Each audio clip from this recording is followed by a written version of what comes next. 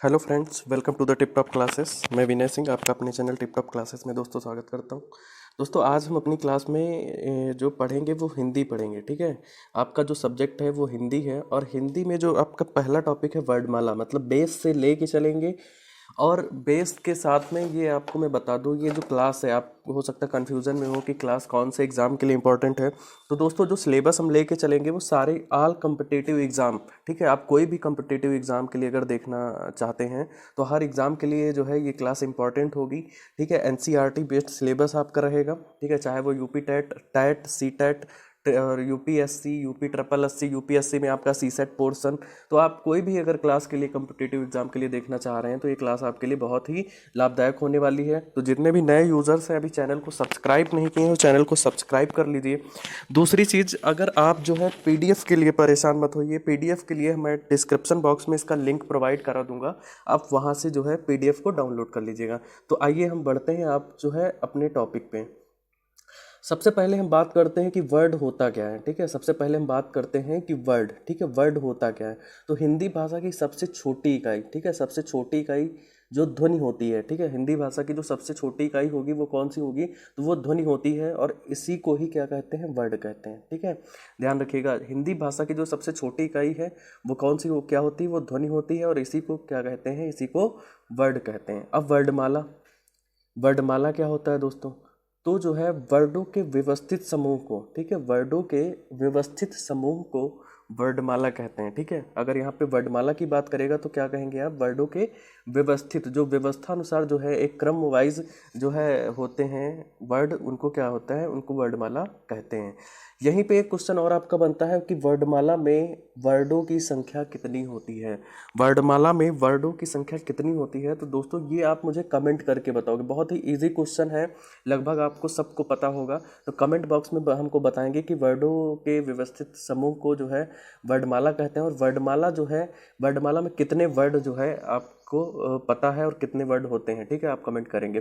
तो उच्चारण के आधार पर वर्डमाला को कितने भागों में बांटा गया है, तो दो भागों में। अब दो भाग कौन कौन से यहाँ पे हम देखते हैं। पहला भाग हो गया आपका स्वर, ठीक है, दूसरा हो गया व्यंजन। तो स्वर होते कौन हैं, अब हम यहाँ पे बात करेंगे स्वर के बारे में, फिर व्यंजन के बारे में। तो स्वर क्या होता है, स्वर स्वतंत्र रूप से बोले जाने वाले वर्ड हैं। ठीक है, वर्ड स्वर कहलाते हैं, इनका उच्चारण बिना किसी दूसरे वर्ड की सहायता से होता है। स्वतंत्र का मतलब क्या है, ठीक है, जिन ऐसे वर्ड जो बिना किसी की सहायता से बोले जाते हैं, मतलब जो है ऐसे वर्ड जो बिना किसी दूसरे वर्ड के सहायता से बोले जाएंगे उनको क्या कहेंगे, तो उनको दोस्तों स्वर कहेंगे। ठीक है, अब ये स्वर होते कौन कौन से हैं हम ये देखते हैं।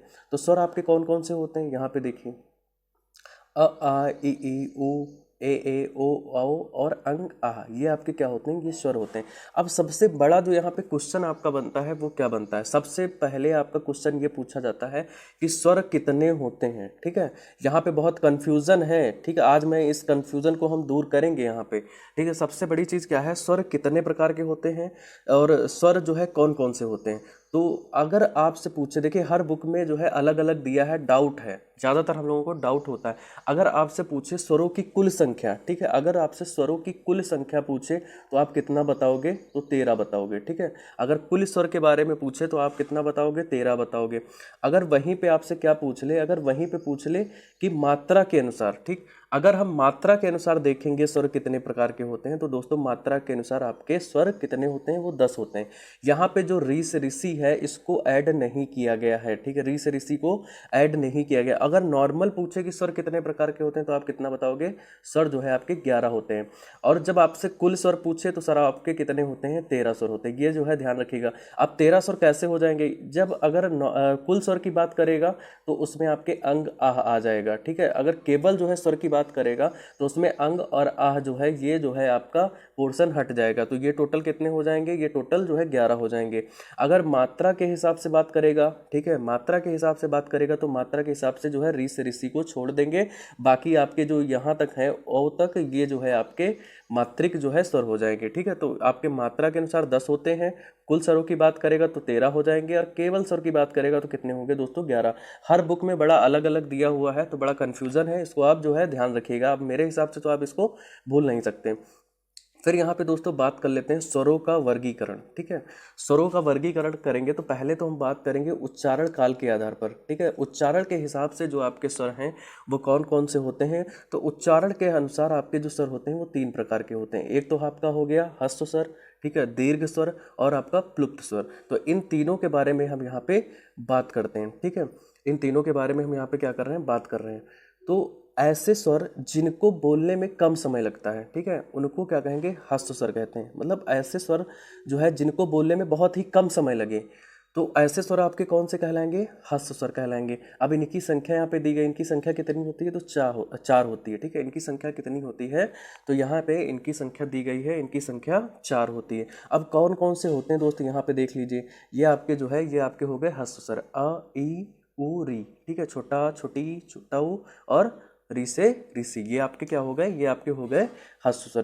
तो दोस्तों जो है काफ़ी लोग देख रहे हैं वीडियो को अगर आपने अभी लाइक नहीं किया तो वीडियो को लाइक बटन जो है आपका वो लाइक बटन प्रेस कर लीजिए। नए यूजर्स चैनल को सब्सक्राइब जरूर करें, बड़े ही ऐसे इंटरेस्टिंग वीडियो और बहुत ही लाजवाब मैटर के साथ आपको मिलेंगी यहाँ पे। तो चैनल को जरूर सब्सक्राइब कर लें, बेल आइकन प्रेस कर लें। और पीडीएफ के लिए मैंने बताया दोस्त, पीडीएफ के लिए मैंने जो है डिस्क्रिप्शन बॉक्स में लिंक डाल दिया है, आप वहाँ से जो है पीडीएफ ले सकते हैं। फिर दोस्तों क्या है, दीर्घ स्वर के बारे में यहाँ पे बात हो रही है। तो दीर्घ स्वर आपके कौन कौन से होंगे, ऐसे स्वर जिनको बोलने में क्या होता है, अधिक समय लगता है। ठीक है, उनको क्या कहते हैं, दीर्घ स्वर कहते हैं। अब दीर्घ स्वर होते कौन कौन से हैं, इनकी संख्या कितनी होती है, इनकी संख्या 7 होती है। तो 7 ये हो गए और 4 वो हो गए। ठीक है, 7 ये हो गए और 4 जो है आपके ह्रस्व स्वर हो गए। तो टोटल कितने हो गए, यहाँ पे 11 हो गए। ठीक है, टोटल कितने हो गए, 11 हो गए। एग्जाम्पल तो आपको इनको अच्छे से पता होना चाहिए। अब इसमें देखिए, आप बोल के प्रयास करिए। ये देखिए, ये आपके क्या है, ये आपके जो है दीर्घ स्वर दिए गए। तो यहाँ पे आप जो है बोल के प्रयास कर सकते हो। कैसे प्रयास करोगे, आ ई ओ ए ऐ ओ औ। तो इसमें आप देख क्या रहे हो, इसमें आप नोटिस कर रहे हो कि इनको बोलने में दोस्त क्या हो रहा है कि दोस्तों जो है इनको बोलने में बहुत ज़्यादा जो है अधिक समय लग रहा है। जो समय की मात्रा है वो क्या है, बहुत अधिक समय लग रहा है। तो ऐसे स्वरों को क्या कहेंगे, ऐसे स्वरों को दीर्घ स्वर कहेंगे। अब यहीं पे हम बात करते हैं प्लुप्त स्वर।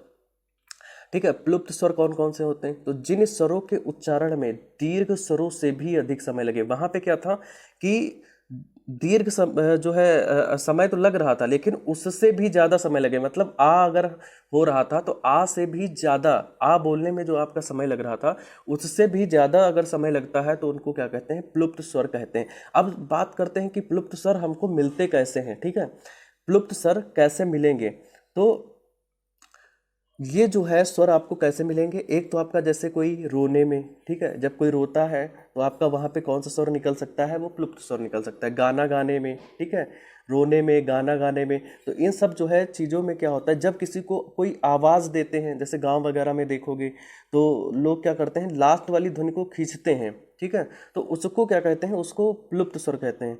तो अब जैसे कि एक झलक दिखला जा, वो इसका जो है इमरान हाशमी का सॉरी जो है गाना आया था। तो ये कौन सा गाना था, जैसे ओ हुजूर, तो जो लास्ट को जो है खींचते हैं, ठीक है, तो वो क्या होता है, वही आपका जो वहाँ पे स्वर उत्पन्न होगा वो कौन सा स्वर होगा, वो प्लुप्त स्वर होगा। जैसे किसी को आवाज़ देते हैं तो वो जो है एकदम से लास्ट में क्या करते हैं, खींचते हैं उसको, अमित एकदम, मतलब एकदम जो है क्या करते हैं, एकदम खींचते हैं। तो वहाँ पे क्या होगा, जो आपका स्वर उत्पन्न होगा दोस्तों वहाँ पे कौन सा स्वर होगा, तो वो आपका प्लुप्त स्वर होगा। प्लुप्त स्वर के आपके एग्जाम्पल यहाँ पे दिए गए हैं। अब प्लुप्त स्वर के एग्जाम्पल क्या होते हैं, जैसे हे राम, ओम, ऐसे बोलते हैं ओम। तो ये ओम जो है इस टाइप से अगर कहते हैं तो यहाँ पे जो अगर स्वर की बात करेगा तो दोस्तों कौन सा स्वर होगा, तो यहाँ पे प्लुप्त स्वर होगा। अब नेक्स्ट है आपका जीभ के प्रयोग के आधार पर। ठीक है, जीभ के प्रयोग के आधार पे जो है आपके स्वर कौन कौन से होते हैं। तो जीभ के प्रयोग के आपके जो स्वर होंगे वो कौन कौन से होंगे, यहाँ पे हम देखते हैं। मान लीजिए क्या है, ये आपकी टंग है। ठीक है, ये नॉर्मल मैं समझाने की कोशिश कर रहा हूँ। ये जो है आपकी टंग है, तो यहाँ पे तो हो जाएगा आपका, क्या हो जाएगा, अर्घ।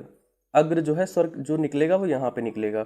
मध्य में जो होगा वो क्या होगा, यहाँ पे बीच में आपका मध्य स्वर होगा। और लास्ट में जो पश्च होगा वो स्वर कहाँ से निकलेगा, ये पीछे से। ठीक है, यहाँ ऐसे हम लाइनिंग क्लिक कर लेते हैं तो आपको समझ में आएगा। तो ये जो है यहाँ पे आपका पश्च स्वर जो है निकलता है, वो यहाँ पे निकलता है।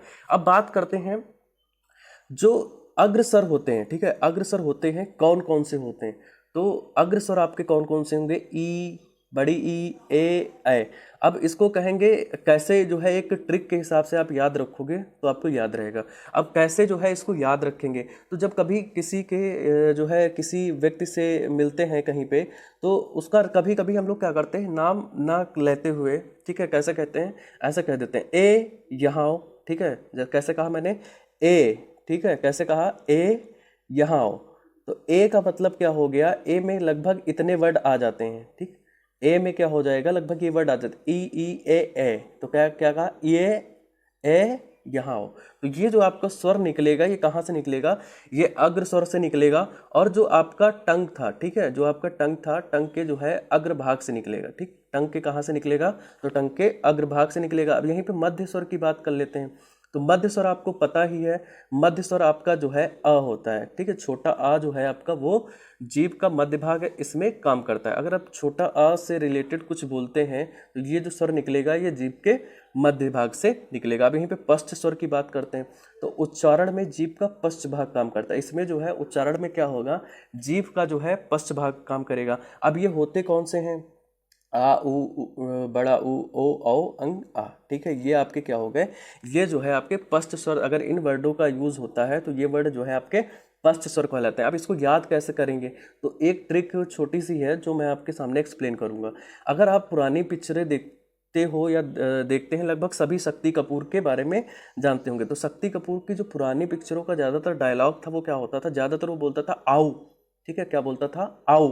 तो आओ से क्या हो गया, आओ से क्या हो गया, ये जो है ये आओ से जो है आपका, अगर आओ बोलते हैं तो इसमें जितने भी वर्ड हैं ये लगभग आ रहे हैं, अंग आह भी इसमें जो है सम्मिलित कर लीजिए। तो आओ क्या होगा, आओ अगर एकदम से बोलते हैं तो ये जो है आपका आ जाएगा। तो इससे क्या है, आप जो है ध्यान रहेगा आपको। फिर कह रहा है विव्रत क्या होता है, संव्रत क्या होता है, अर्धव्रत क्या होता है। तो मुंह खुलने के आधार पर यहाँ पे हम स्वरों की बात करेंगे। तो जिन स्वरों के उच्चारण में क्या होता है, मुंह पूरा खुलता है, ठीक है, अगर मुंह पूरा खुल जाए तो उसको क्या कहेंगे, विव्रत कहेंगे, ठीक है।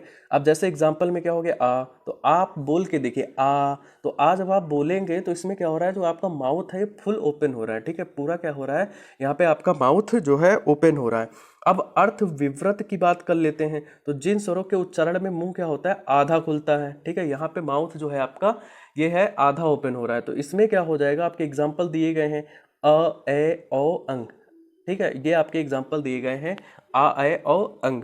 तो ये जो है आपके क्या है, ये आपके अर्ध विव्रत हो जाएंगे। अब यहाँ पे संव्रत की बात करता है। अब संव्रत आपके कौन से होते हैं, ठीक है, अगर पूरा माउथ खुलेगा तो हो जाएगा आपका विव्रत, ठीक है। अर्ध विव्रत कौन सा होगा, जब माउथ कैसा खुलेगा, आधा खुलेगा, तो ये होगा अर्ध विव्रत। अब संव्रत की बात करते हैं। तो जिन स्वरों के उच्चारण में मुख सबसे कम खुलता है, जैसे ई ऊ ओ, ठीक है, इन सब के उच्चारण में अगर माउथ जो है आपका कम खुलेगा तो ऐसे जो है आपके स्वर कैसे होंगे, वो संव्रत होंगे। तो इनको आप खुद बोल के ही देख लीजिए, ठीक है।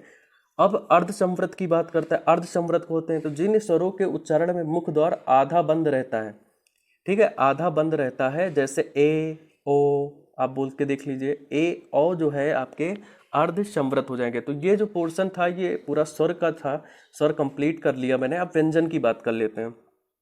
व्यंजन कौन कौन से होते हैं, ठीक है। तो जिन वर्डों के पूर्ण उच्चारण के लिए स्वरों की सहायता ली जाती है वे व्यंजन कहलाते हैं। अर्थात व्यंजन बिना स्वरों की सहायता के बोले नहीं जा सकते। मतलब ऐसे वर्ड जो क्या हो, बिना किसी सहायता के, ठीक है, बिना स्वरों की सहायता से बोले ना जाएं, उन वर्डों को क्या कहते हैं दोस्तों, तो उन वर्डों को कहते हैं व्यंजन, ठीक है। उन वर्डों को क्या कहेंगे, तो उन वर्डों को कहेंगे व्यंजन। और इनकी संख्या कितनी होती है, 33 होती है।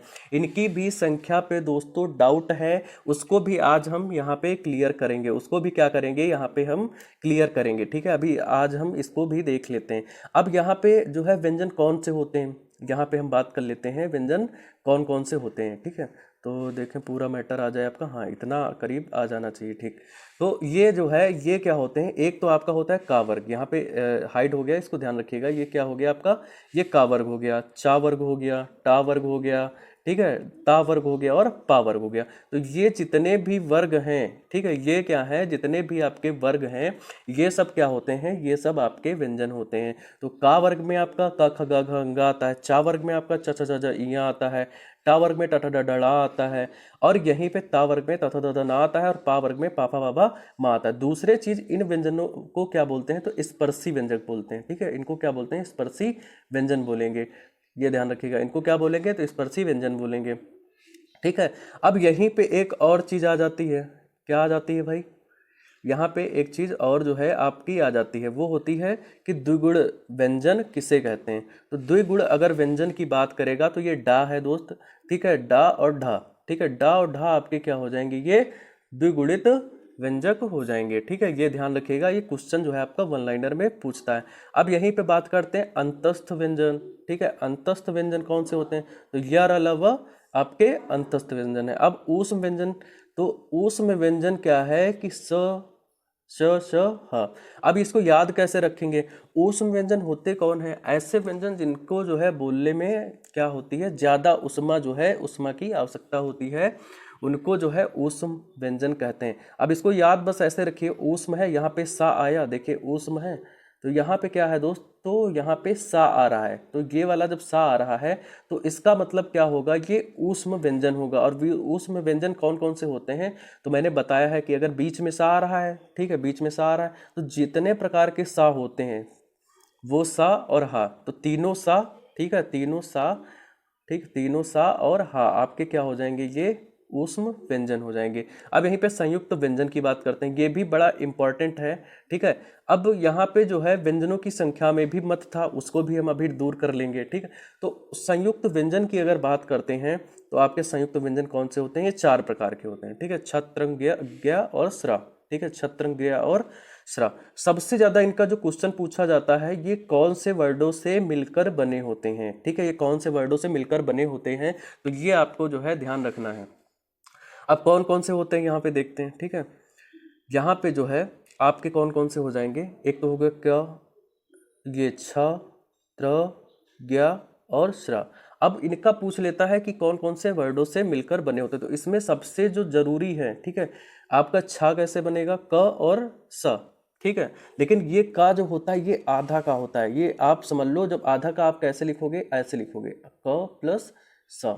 ये जो है आपका क्या हो गया, ये आपका हो गया किसके, इसके मेल से क्या बनता है, तो छा बनता है। ठीक, ये ध्यान रखिएगा, क्योंकि कभी कभी क्या होता है कि क्वेश्चन इस टाइप से आपका पूछता है और एग्जाम्पल ऐसे दिए होते हैं, लेकिन वहीं पे एक एग्जाम्पल दिया होता है, जैसे त्रा पूछ लिया, त्रा जो है किसके मेल से बनता है, कौन से वर्डों के मेल से बनता है, तो आपने एक जगह लिखा ता प्लस रा। ठीक है, एक जगह लिखा आधा ता प्लस रा, और आपके 2 ऑप्शन और दिए होंगे, तो उसमें क्या होता है, आप कंफ्यूज हो जाते हो कि यार जो है पता नहीं कौन सा ऑप्शन जो है सही होगा, तो गलती से कभी क्या करते हो कि ता प्लस रा वाला आप सही कराते हो। तो आप ध्यान रखिएगा, जो ये पहला वर्ड होता है ये हमेशा क्या होता है, ये जो है आधा अक्षर होता है। ठीक है, फिर ये क्या कह रहा है, ज्ञा की बात कर रहा है, तो ज्ञा जो है आपका ये भी आधा ज प्लस आ, ये हो जाएगा ग।